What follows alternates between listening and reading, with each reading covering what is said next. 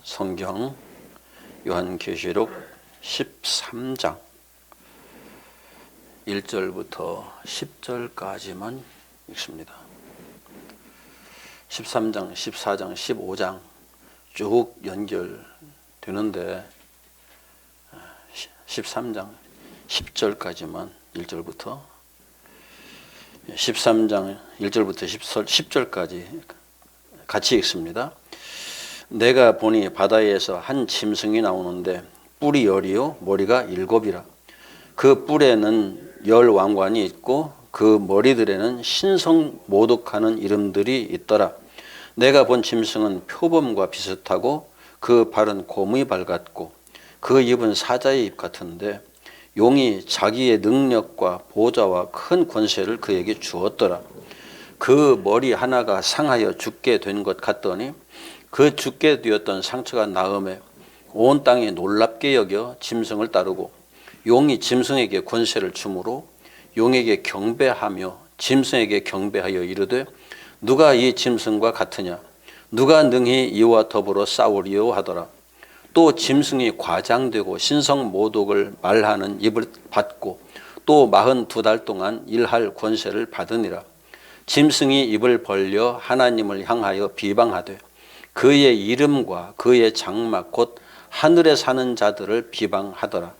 또 권세를 받아 성도들과 싸워 이기게 되고 각 족속과 백성과 방언과 나라를 다스리는 권세를 받으니 죽임을 당한 어린 양의 생명책에 창세 이후로 이름이 기록되지 못하고 이 땅에 사는 자들은 다 그 짐승에게 경배하리라.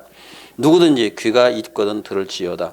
사로잡힐 자는 사로잡혀 갈 것이요 칼에 죽을 자는 마땅히 칼에 죽을 것이니 성도들의 인내와 믿음이 여기 있느니라. 아멘. 오늘도 나눠드린 유인물은 참고만 하시고요. 성경을 중심으로 해서 말씀을 나누도록 하겠습니다. 중요한 것은 신앙인의 영적 싸움이 그 본질이 무엇인지를 제대로 이해하지 못하면 우리는 날마다 허공을 치는 짓거리만 하다 맙니다. 진짜 영적 싸움은 온데간데 없고 세상하고 싸우다가 시간을 다 허비해버리고 말거든요. 그런 이상한 영적 싸움을 하지 않기 위해서 그 본질을 이해해야 되는데 오늘 13장에 보면 짐승 2마리 얘기가 나와요. 용이 바다에서 한 짐승을 나오게 합니다. 그냥 그동안 들었던 이야기들을 좀 말씀들을 쭉 정리해 가면서 들으십시오. 바다는 이 세상의 사상 체계입니다. 지식의 체계입니다. 이 세상 지혜의 체계입니다. 여기에서 짐승이 올라와요.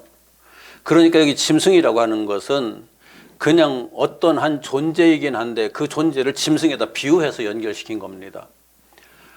천사와 전혀 다른 어떤 흉폭한 그 생명체다 그런 의미이긴 한데 이건 이 땅에서 만들어낸 예수라는 이상한 예수, 이 땅에서 만들어낸 메시아라는 이상한 메시아, 하늘의 그 진리를 가지고 하늘의 진리로 오신 메시아가 아니라 하나님의 말씀의 육신이 되어 오신 그 예수가 아니라 우리들의 생각과 가치관을 따라서 만들어낸 메시아, 예수.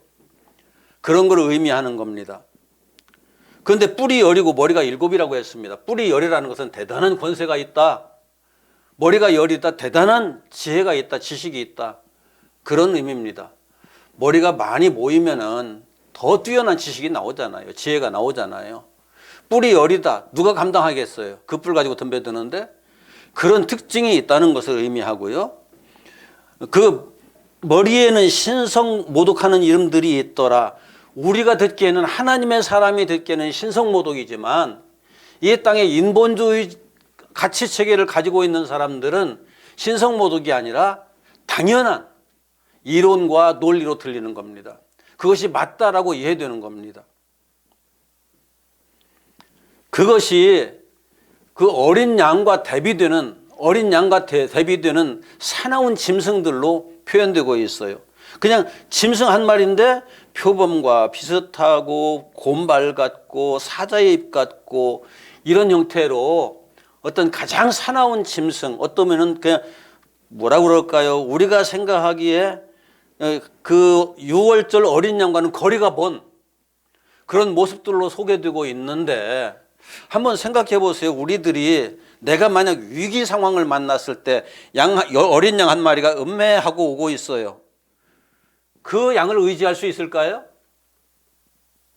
나를 지켜주겠다고 사자가 옆에 와서 내 곁에 떡 서 있어요. 표범이 서 있어요. 곰이 나를 지켜주겠다고 서 있어요. 그럼 무엇을 더 믿을 수 있겠어요, 우리가? 이런 형태라고요. 그런데 결국은 그것은 나를 삼키기 위해 왔지만은 처음에는 나를 지켜주는 것처럼 행동을 한다는 말이죠. 그런데 용이 모든 능력을 그것에게 주고 있어요. 사탄이 가짜 예수에게, 가짜 그리스도에게, 가짜 메시아에게 자신의 모든 권세와 능력을 다 공급해 주고 있다는 얘기거든요. 그런데 이상하게 그 머리 중에 하나가 상해서 죽게 된 것 같다가 상처가 나았다. 이게 무슨 얘기냐면은 예수께서 십자가에 달려 죽으셨다 부활하신 것을 흉내내는 거예요.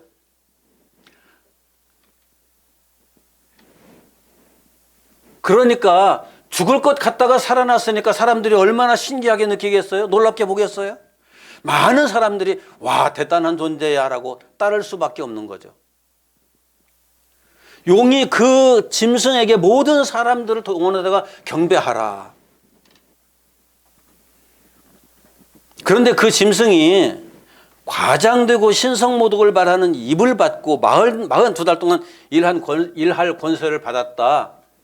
42달, 이게 이제 이게 이제 7년 7달 7일 이런 개념들이 성경이 요한계시록에서 많이 나와요. 그것을 절반 딱 자른 것이 3년 반, 석 달 반, 3일 반 이렇게 또 제시가 되죠. 그럼 그 3년 반이라는 것은, 3일 반이라는 것은 한 역사가 시작돼서 전체 역사가 쫙 진행되는데 딱 절반까지예요. 절반까지 진행되는 내용, 그리고 나머지 또 절반이 다시 진행되는 내용, 이걸 둘로 나누어서 설명하고 있어요.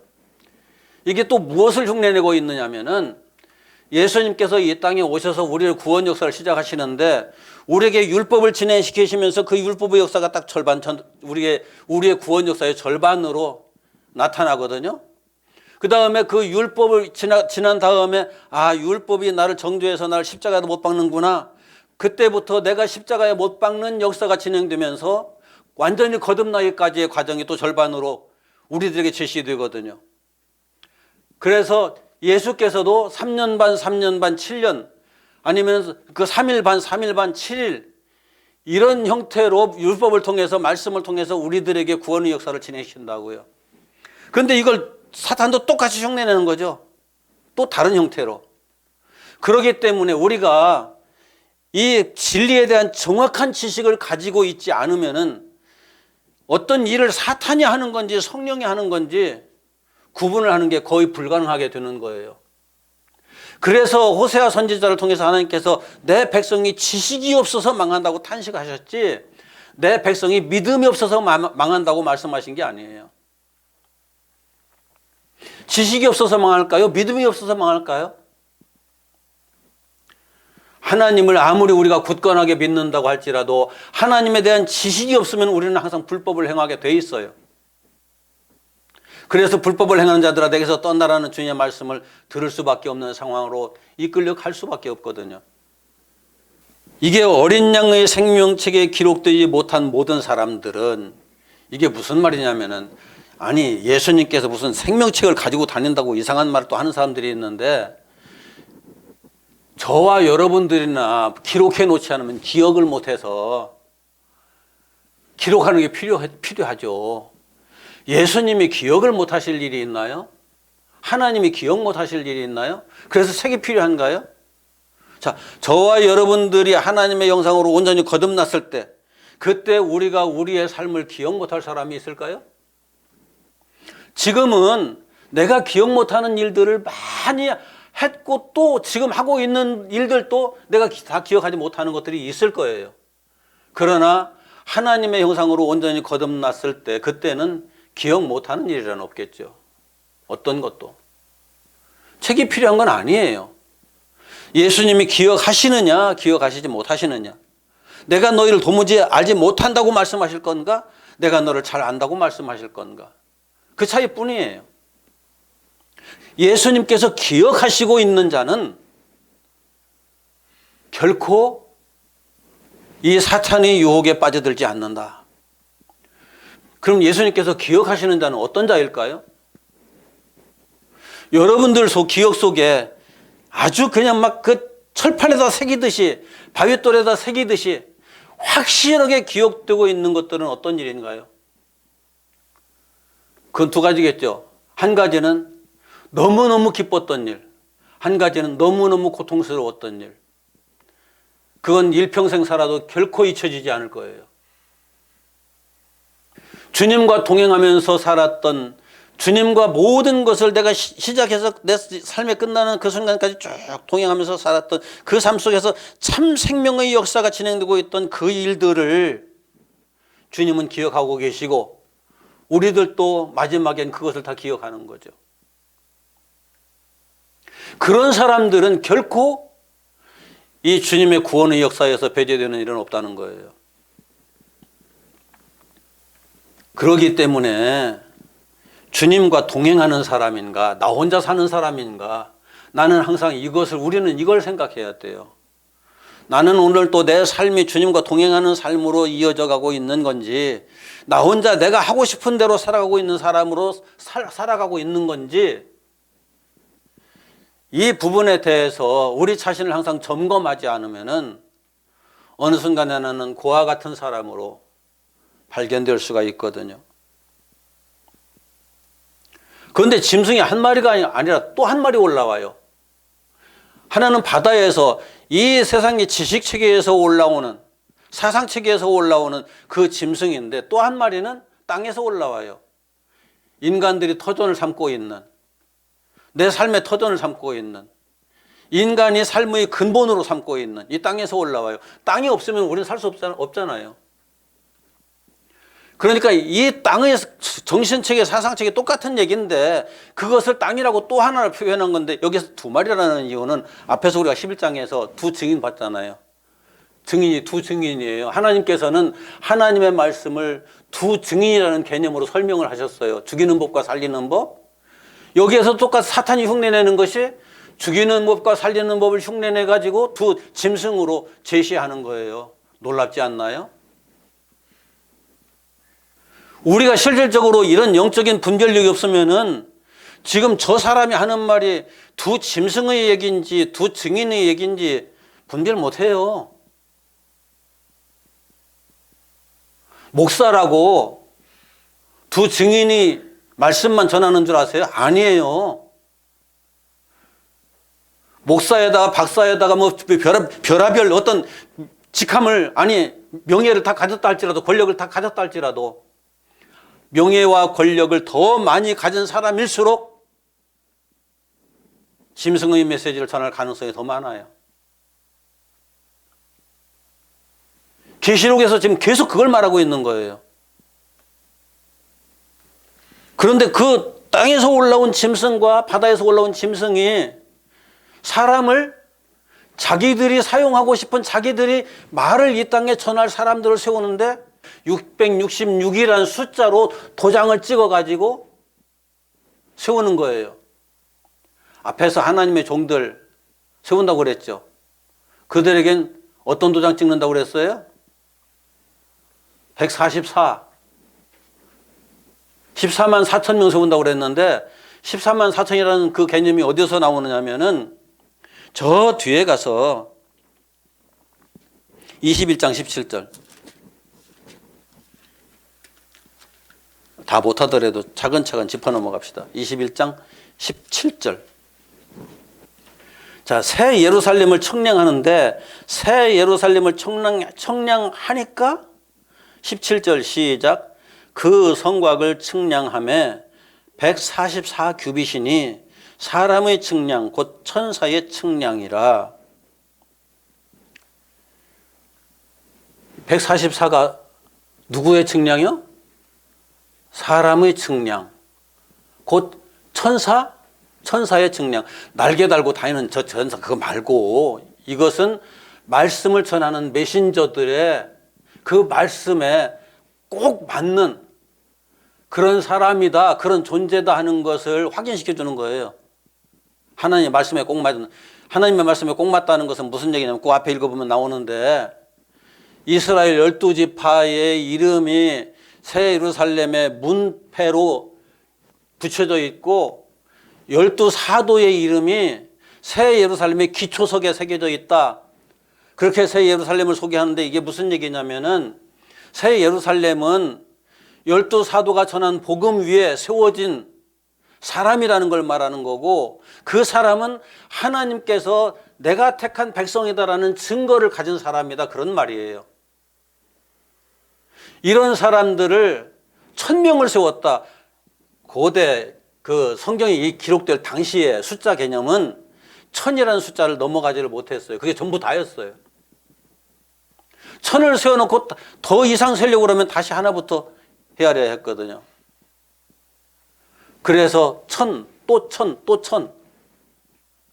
그렇기 때문에 1000이라는 숫자는 완벽하다, 가득 찼다, 충만하다, 그런 의미예요. 더 이상 필요 없다는 의미까지 포함하고 있어요. 그러면은 144천이라는 것은 144의 자격을 갖춘 사람이 가득 세워졌다, 그런 의미거든요. 이게 하나님의 종들의 숫자예요. 그런데 666은 뭐냐? 요즘 이상하게 베리칩 얘기도 하고, 뭐 예전에는 뭐 그 컴퓨터에 뭐 그 바코드 얘기하고 별의별 소리가 다 나오지만은 666은 바로 그 앞에서 같이 읽어보죠. 자, 17절, 13장 17절 같이 읽습니다.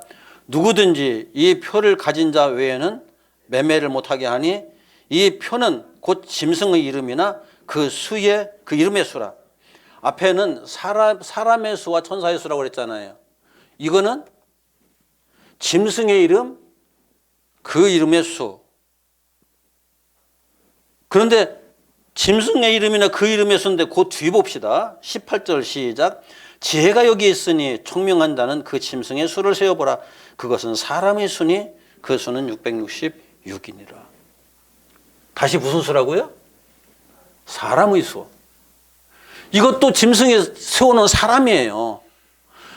144천이라는 것과 똑같이 비교될 만한 그런 그 제 종들을, 사탄의 종들을 이 땅에 세우는 거예요. 그러니까 이게 베리칩이니 뭐니 바코드니 뭐니 다 헛소리예요. 사탄이 우리들을 자꾸 헷갈리게 하는 거예요. 이 땅에 사탄의 메시지를 전하는 자들의 숫자를 말하는 거예요.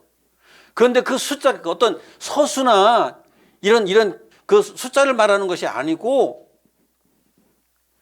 이 사람들이 6이 어떤 거예요? 6? 아까 7은 가득 찼다고 그랬잖아요.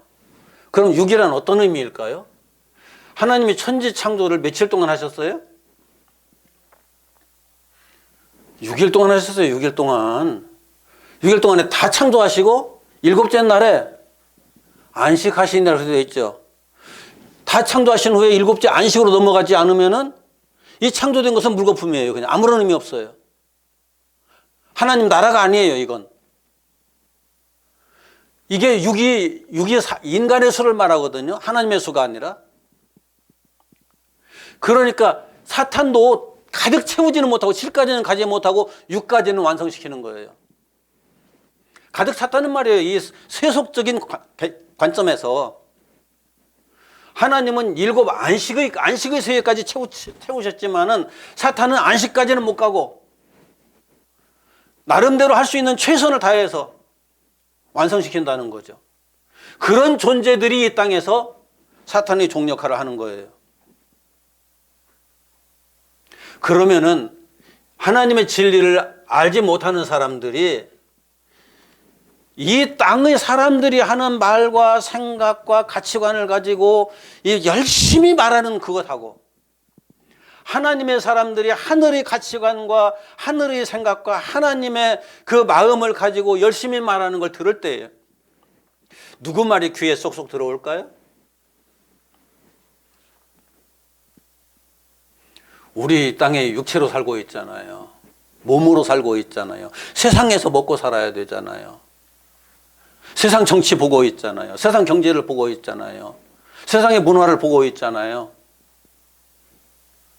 그럼 세상의 정치, 경제, 문화를 얘기하는 말들이 귀에 쏙쏙 들어올까요? 저 하나님 나라에 있는 이야기를 말하는 것들이 귀에 쏙쏙 들어올까요? 그렇다고요, 이게 지금.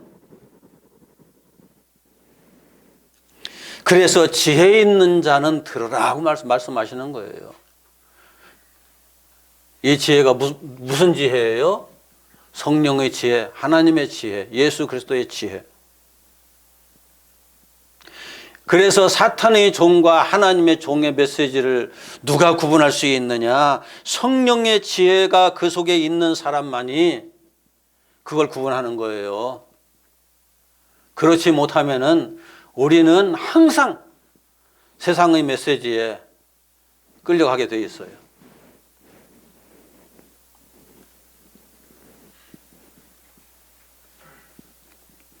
자, 그런데 또 재미있는 게 있어요. 14장으로 넘어갑시다. 14장 6절에 보면은 천사가 하나 나와요. 8절에 보면 또 다른 천사가 나와요. 9절에 보면 또 다른 천사가 하나 나와요. 세 천사가 하나님의 복음을 세상에 선포해요.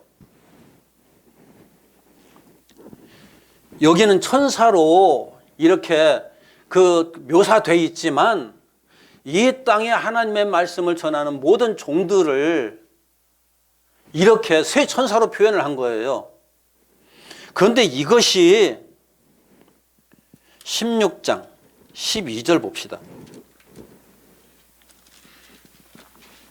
16장 12절, 12절, 13절, 14절까지 같이 봅시다. 시작. 또 여섯째 천사가 그 대접을 강 유브라데에 쏟음에 강물이 말라서 동방에서 오는 왕들의 길이 예비되었더라. 또 내가 보매 개구리 같은 새 더러운 영이 용의 입과 짐승의 입과 거짓 선지자의 입에서 나오니 그들은 귀신의 영이라. 이적을 행하여 온 천하 왕들에게 가서 하나님 곧 전능하신 이의 큰 날에 있을 전쟁을 위하여 그들을 모으더라. 여기 개구리 세 마리 나오죠. 개구리 세 마리가 어디서 나온다고요? 용의 입과 짐승의 입과 거짓 선지자의 입에서 나온다. 천사들이 전하는 복음은 성부와 성자와 성령의 입에서 나와요. 그런데 이걸 지금 고스란히 짐승이 다시 흉내내가지고 똑같은 일을 하는 거예요. 똑같은 일을. 똑같은 일을 하는데 뭐가 다르냐? 세 천사가 전하는 메시지의 중심 사상과 이 더러운 개구리 같은 새 영이 전하는 메시지의 중심 사상이 달라요. 사랑하라, 기뻐해라, 감사하라 다 똑같아요. 들어보면은. 그런데 왜 사랑해야 되느냐? 왜 감사해야 되느냐? 왜 기뻐해야 되느냐? 그 중심 가치관이 달라요. 우리 인간을 위해서 사랑해야 된다. 세상을 위해서 사랑해야 된다. 우리 모두가 행복하기 위해서 기뻐해야 된다. 행복해야 된다. 감사해야 된다. 그런데 하나님은 우리들에게 그렇게 말씀하시는 게 아니에요. 하나님 나라와 그 의를 위해서 기뻐하고 감사하고 즐거워하고 행복하라고 말씀하시는 거죠. 근본이 달라요. 근본이. 내용은 들으면 그것만 딱 빼면 나머지는 똑같아요. 그러니까 우리가 어떤 메시지를 들을 때 이 근본이 뭔가를 이해할 줄 모르면은 근본적인 원리와 원칙이 어디에서 출발하고 있는가를 알지 못하면은 우리는 번번이 속아 넘어간다고요. 그런데 그걸 이해를 못하죠. 이 계시록에서 빈번히 나오는 말이 진노의 포도주, 포도주잔. 성경에서 포도주라고 말할 때는 어떤 의미가 항상 먼저 우리들에게 강조되나요? 포도와 포도주. 진리예요. 하나님 말씀이에요. 그런데 진노의 포도주는 하나님의 말씀으로 포장해 놓은 사탄의 메시지거든요. 하나님의 말씀으로 포장해 놓은 사탄의 메시지. 너를 위하여, 우리를 위하여. 본질이 그거예요. 정말 웃기는 얘기죠. 그런데 666의 도장을 안 받은 사람들은 땅에서 매매를 못하게 한다. 이것도 무슨 얘기일까요? 세대주의자들은 결국은 우리가 이거 그 베리칩 받지 말아야지. 베리칩 받으면 안 된다. 베리칩 받지 못한 사람은 땅에서 아무 것도 살 수도 없고 팔 수도 없다. 그런 식으로 얘기를 하죠. 그런데 여기서 매매라는 개념이 그리스 원어에서 보면은 노예시장에서 매매하는 거예요. 노예시장에서 매매하는 거. 노예시장에서 매매하는 건 무엇을 매매할까요? 생명을 매매하는 거죠. 생명을 사고팔고 하는 거죠. 그러면은 하나님을 믿는 사람들은 생명을 팔고 사고 하는 게 가능할까요? 하나님을 믿는 사람들은 그 생명이 하나님 거예요. 생명을 팔고 사는 게 있을 수가 없어요. 절대. 그래서 666의 표를 받지 않은 사람은 그 매매를 못 하는 거예요. 그런데 자, 우리가 생명을 판다는 건 여러 가지 의미들이 있는데, 자, 여러분, 내가 먹고 살기 위해서 내가 시간을, 우리가 품을 판다고 그러죠. 품 판다고. 내 노력과 시간을 팔고서 그 대신 돈을 받잖아요. 육체가 살기 위해서 육체의 시간을 팔고 육체의 그 에너지를, 지식과 지혜를 파는 건 어쩔 수 없이 이 땅에서 우리가 해야 돼요. 어쩔 수 없이. 땅을 파서 농사를 짓더라도 그 시간이 들어가요. 그런데 영을 팔아서 내 육체를 먹고 사는 그런 것은 아니라고요. 그것은 누가 하느냐면은 하나님을 모르면서 지옥으로 지금 쭉 끌려가는 그 사람들이 자기들의 영혼을 팔아서 육신을 먹고 사는 삶을 살고 있는 거예요. 이해가 되나요? 왜요? 그 영혼 다 팔고 나중에 이 땅에 육신의 삶을 다 마치게 되면 그 영혼을 다시 구원받을 길이 없어져 버려요.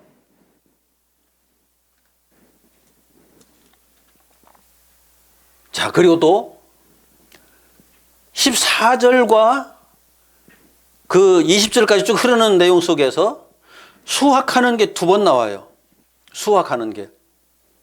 14절, 15절, 16절에서는 하나님의 성전에서 나온 천사들이 땅의 곡식들을 휘둘러 거두어서 하나님 나라로 드리는 거예요. 그런데 17절에 보면 또 다른 천사가 성전에서 나와서 그 낫을 가지고 거두어요. 포도송이를 거두고 그 포도를 진노의 포도주 틀에다가 던져놓고 짓밟아요. 그 피가 1600서다대원에 퍼졌더라. 무슨 얘기냐?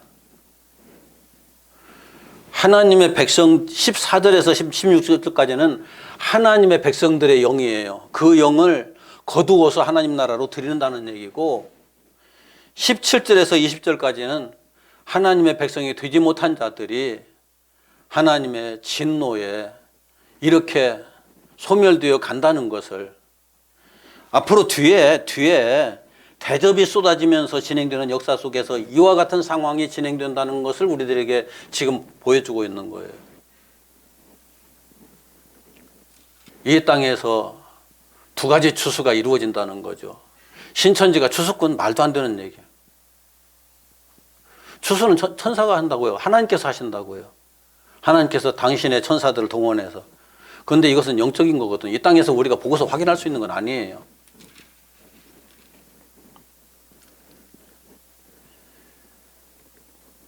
이런 내용들이 우리들이 참 성경을 읽으면서 많은 부분에 좀 깨달음들이 있어야 되는데, 자, 15장 8절 같이 읽습니다. 15장 8절 시작. 하나님의 영광과 능력으로 말미암아 성전의 연기가 가득 차매 일곱 천사의 일곱 재앙이 마치기까지는 성전에 능히 들어갈 수 없더라. 자, 5절부터 봅시다. 5절 먼저 읽어야 되는데 5절 시작.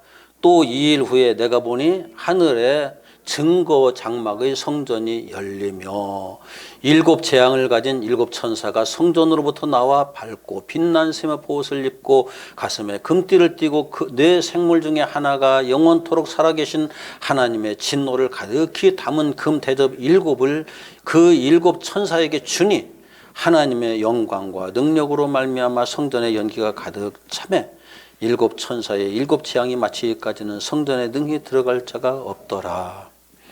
이 말씀은 11장 19절을 다시 한번 반복한 거예요. 11장 19절 같이 읽습니다. 시작.